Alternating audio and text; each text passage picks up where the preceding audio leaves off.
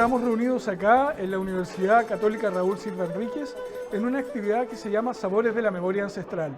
En esta actividad los diferentes pueblos originarios nos darán a conocer los secretos de su cocina que han transmitido de generación en generación.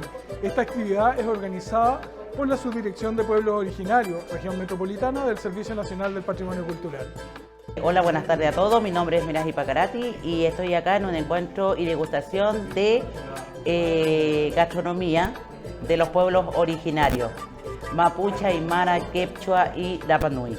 En esta ocasión yo me presento con la comida típica Rapa Nui, que consta de ceviche de atún Rapa Nui, nuestro famoso queque que se llama poe, que está hecho a base de plátano, ¿ya? Nuestro famoso camote, nuestros jugos naturales de mango y de guayaba natural. Además de eso tenemos una degustación dulce, que es nuestra exquisita mermelada de guayaba.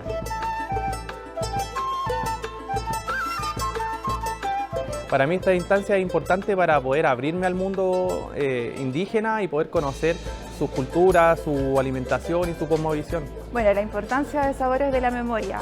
Primero, que es un punto de reencuentro, de conocimiento, de sabiduría, de un compartir, donde se reúnen muchos saberes y sabores a la vez. La importancia de revitalizarlo, mantenerlo vivo. Y también en este contexto actual, se habló de las fusiones de los alimentos y finalmente hay que recordar que nuestros pueblos son pueblos que existen aún y la cultura es viva, por lo tanto la fusión está permitida.